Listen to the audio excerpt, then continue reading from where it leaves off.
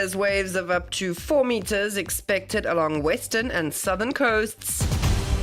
Kimberly Lecourt-Pinard makes history for Mauritius at the Women's Tour de France. Melrose prison inquiry continues with more key witnesses to be heard this week. Flight disruptions spark frustration as 3 Air Mauritius aircraft are grounded due to technical issues. Mauritius being slapped with 15% US customs duty casts doubt over AGOA trade benefits. In world news, Trump sends envoy to Russia and deploys nuclear submarines amid escalating tensions. And in sports, first medals for Mauritius at the Seychelles Games with 3 silver and weightlifting and a bronze. The Vakwa Weather Station has issued a high wave warning for Mauritius in effect until Wednesday at 10 a.m. Waves reaching up to 4 meters are expected, particularly along the western and southern coastlines. The sea will be rough and authorities strongly advise fishermen, pleasure craft users and the general public to avoid going out to sea. And moving to news that made a historic moment for Mauritius and the African continent in the world of cycling. Although she finished 16th, Kimberly Lecourt-Pinard made Mauritius and Africa dream. She wore the jersey with pride and battled among the global elite in the grueling Tour de France Femmes, which concluded yesterday after 9 intense days of racing. The Mauritian cyclist secured the 16th spot in the overall standings, finishing just over 32 minutes behind the winner, French cyclist Pauline Ferrand-Prévot. Street corners turned into smoking zones despite the law. In Mauritius, smoking in public spaces is prohibited.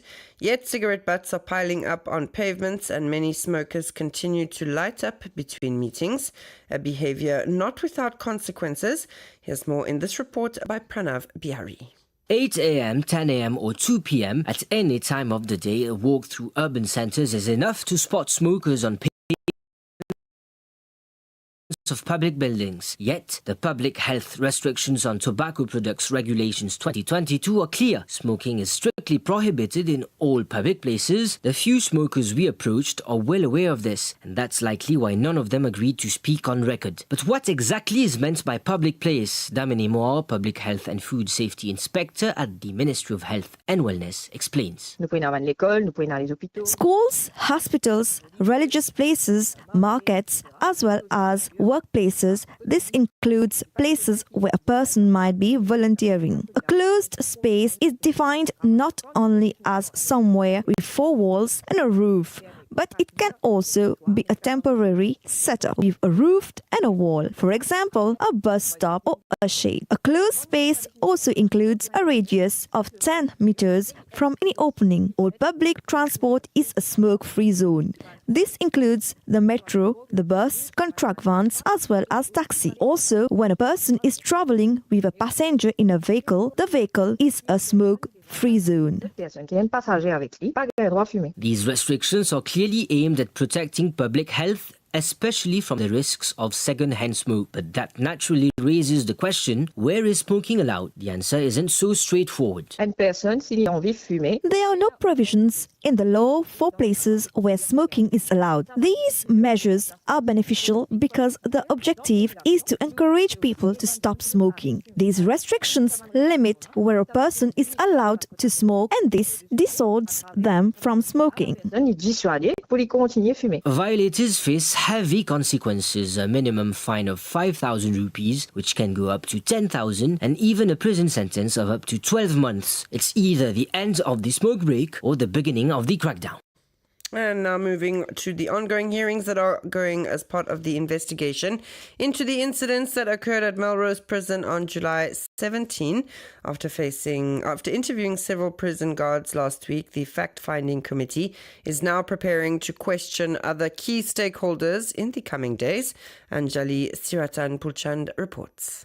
The fact-finding committee set up by the National Human Rights Commission is continuing its hearings this week into the incidents at Melrose Prison. Following the testimonies of several members of the prison staff on the 29th and 30th of July, the focus will now shift to other key witnesses. The committee will first hear from the officer in charge of the prison on the day of the incident. A visit to Melrose Prison is also planned to collect statements from inmates involved in the events of the 17th of July. The prison's medical staff will also be called in to testify. The CCTV footage from the facility has already been reviewed and secured by the National Preventive Mechanism Division of the NHRC. The institution has pledged to provide regular updates on the progress of the investigation, which will culminate in reports and recommendations to the authorities.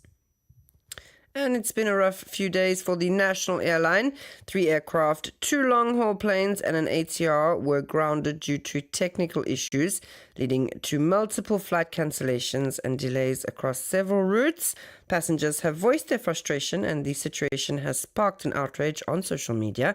We listen to more from Didier Rose. According to its latest statement, Air Mauritius says it has taken steps to restore normal operations within 48 hours. The national airlines emphasizes that it is doing everything possible to rebuild trust, saying unexpected technical incidents and offering its apologies. The airline also claims to have implemented emergency measures such as hotel accommodation for affected passengers and updates via SMS. However, faced with recurring breakdowns and delays, passengers are openly expressing their anger. For many, the airline's reputation has been seriously damaged and calls for structural reforms for Air Mauritius. And while Air Mauritius maintains that the passengers' safety remains its top priority, these same passengers continue to voice their complaints and dissatisfaction on social media.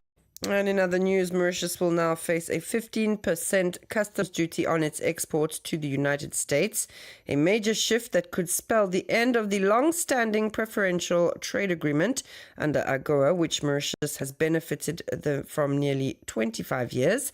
Despite this change, Mauritius still retains a slight competitive edge over countries like Vietnam, which face a 20% tariff.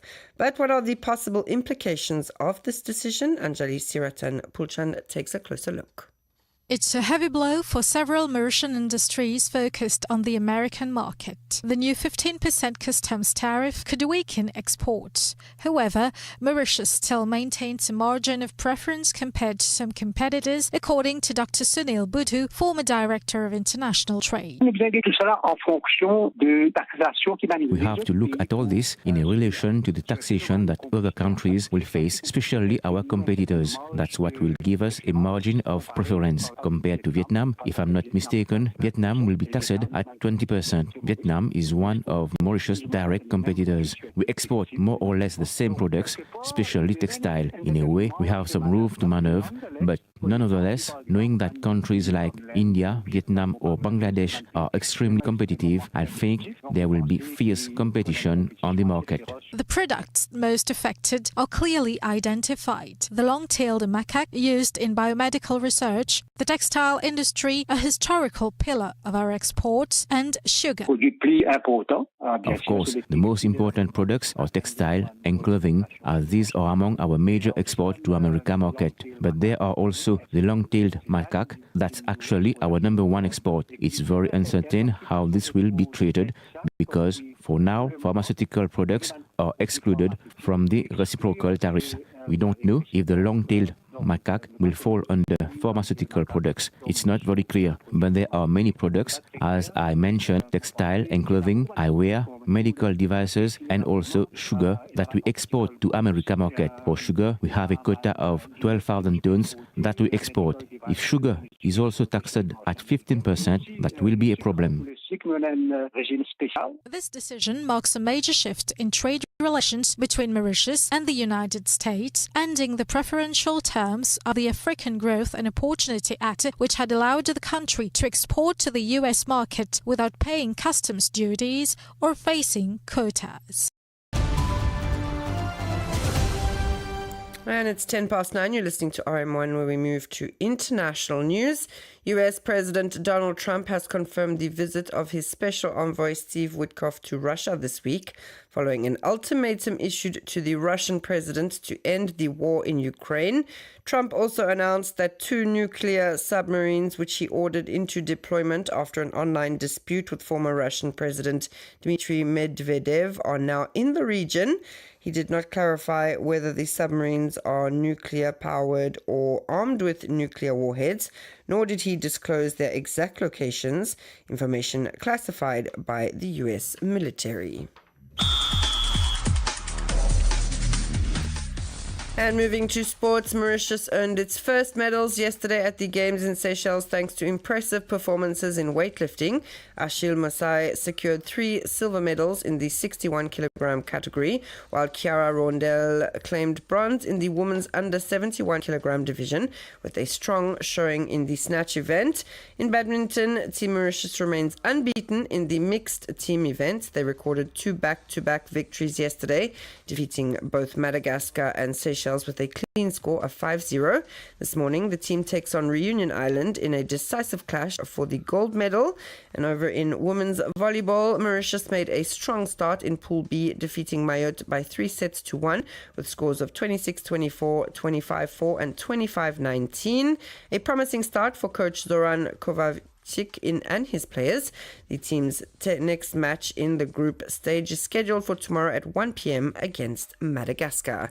And that's all from me this morning. Thanks so much for tuning in. Stay tuned now to the Intimate playlist until 10 a.m.